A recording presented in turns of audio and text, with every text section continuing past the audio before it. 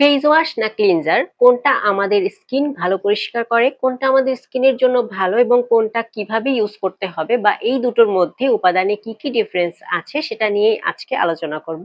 আর এই প্রশ্ন কিন্তু আমাদের অনেকেরই থাকে, তো আজকে সেটা নিয়ে আলোচনা করা হবে। So hello pretty ladies, welcome back to my channel Cute Look Studio. আমি আবারও চলে এসেছি একটা নতুন ভিডিও নিয়ে। আজকে ভিডিওর টপিক হচ্ছে ফেস ওয়াশ আর ক্লিনজারের ডিফারেন্স এবং কোনটা কখন ইউজ করতে হয়, কোনটা কোন ধরনের স্কিনে ইউজ করতে হয়, এই সব কিছু প্রশ্নের উত্তর আজকে দেব।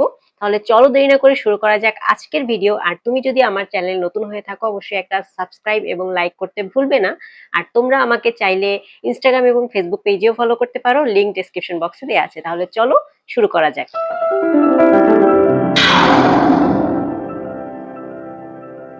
আচ্ছা, আমরা কেউ কেউ ফেস ওয়াশ ইউজ করে থাকি, কেউ কেউ ক্লিনজার ইউজ করে থাকি। এমনকি দুটো টিউবেও কিন্তু ভিন্ন ভিন্ন নাম দেখা যায়। কিছু টিউব আছে যেখানে লেখা থাকে ফেসিয়াল ক্লিনজার, আবার কিছু কিছু টিউবে লেখা থাকে ফেসিয়াল ওয়াশ।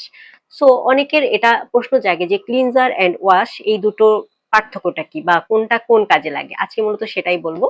তো ফেস ওয়াশ বা ফেস ক্লিনজার দুটোই মূলত এমন একটা সারফেক্ট্যান্ট যেটা হচ্ছে আমাদের স্কিনের উপরে থাকা যেসব ময়লা এবং ধুলোবালি, তেল এবং মেকআপ যা কিছু আছে সবকিছু ক্লিন করে ফেলে।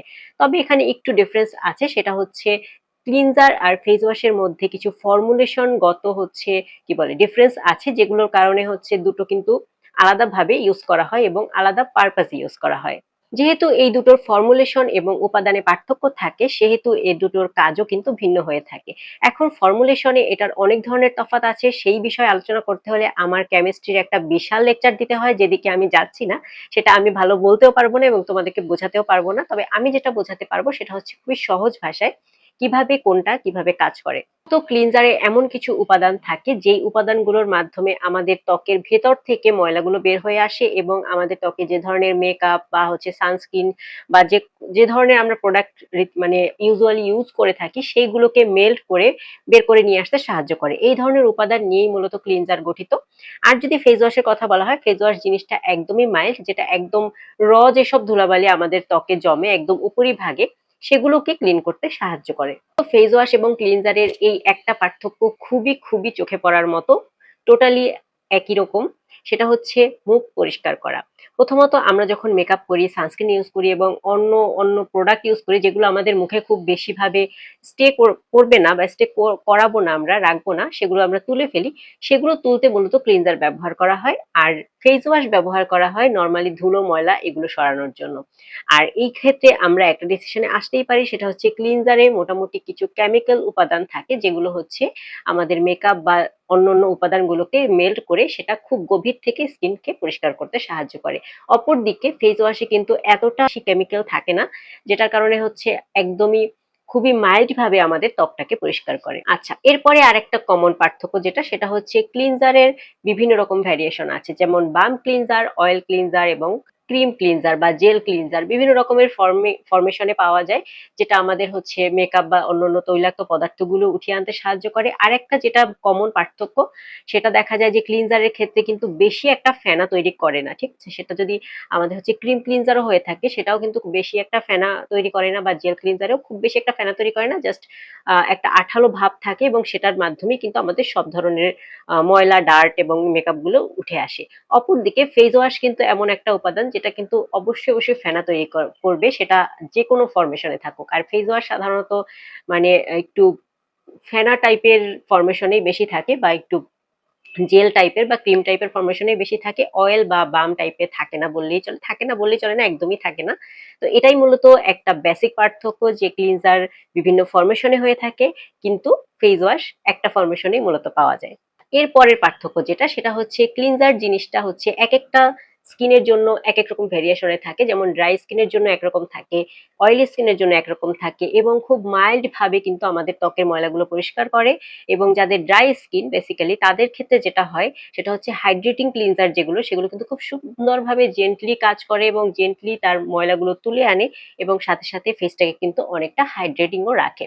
অপরদিকে ফেস ওয়াশ হচ্ছে সাধারণত একদম সব ধরনের স্কিনে ব্যবহার করা যায়, তবে ফেস ওয়াশ ইউজ করার পরে ইনস্ট্যান্ট কিন্তু ফেসটা ড্রাই হয়ে যায়, কারণ হচ্ছে ফেস ওয়াশটা আমাদের ফেসের যে ধরনের অয়েল থাকে অয়েলটাকে শুষে নিতে সাহায্য করে।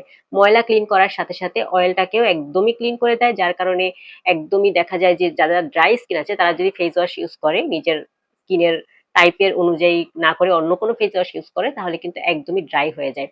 সো যেটা আমরা দেখতে পাই এখানেও একটা বেসিক পার্থক্য যে ক্লিনজারটা ত্বকটাকে খুব সুন্দর করে বুঝে সেভাবে ক্লিন করে, কিন্তু ফেস ওয়াশ একদম আমাদের ত্বক থেকে সব ধরনের ধুলো ময়লা প্লাস অয়েল সবকিছু রিমুভ করে একদমই ড্রাই করে দেয়। মানে কিন্তু ফেস ওয়াশ দিয়ে মুখ ধোয়ার পর অবশ্যই অবশ্যই ময়শ্চারাইজার ইউজ করতে বলা হয়, সেটা কিন্তু সব ক্ষেত্রে, যেটা কিন্তু ক্লিনজারের ক্ষেত্রে সবসময় এভাবে বলা হয় না। ফার্স্ট যে সব থেকে বেশি ইম্পর্টেন্ট যে পার্থক্যটা সেটা হচ্ছে ক্লিনজার বিভিন্ন স্কিনের জন্য বিভিন্ন রকম হয়। যেমন অয়েলি স্কিনের জন্য অবশ্যই জেল বেজের যে ক্লিনজার সেটা ব্যবহার করা উচিত, এবং ড্রাই স্কিনের জন্য ওয়াটার বেজ বা হাইড্রেটিং টাইপের যে উপাদানগুলো আছে সেগুলো ক্লিনজার ইউজ করা উচিত।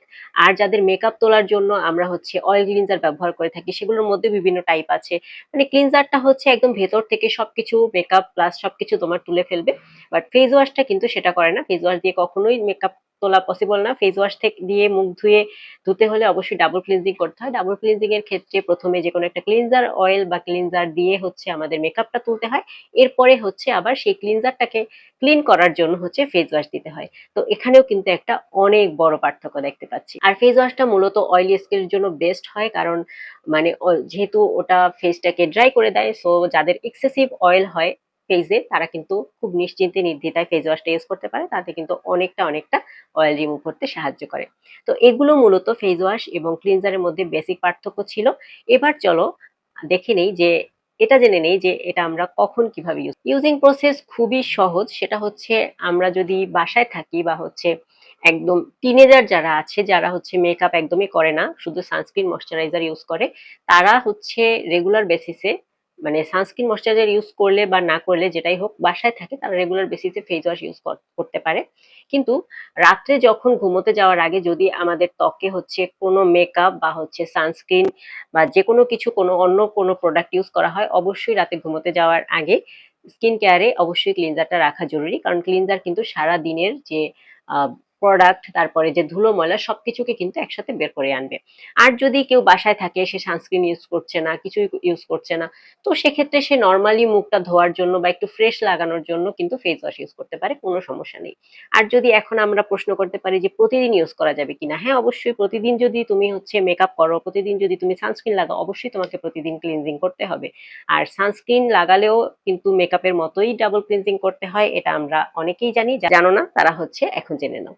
তো অবশ্যই প্রতিদিন মেকআপ করলে ক্লিনজিং ইজ মাস্ট, বাট যেদিন হচ্ছে মেকআপ করছো না বা ঘরে থাকছো বা হচ্ছে কোনো ধরনের সানস্ক্রিন ইউজ করছো না, সেদিন তুমি নর্মাল ফেস ওয়াশ দিয়ে মুখ ধুতে পারো, ইটস ইওর চয়েস।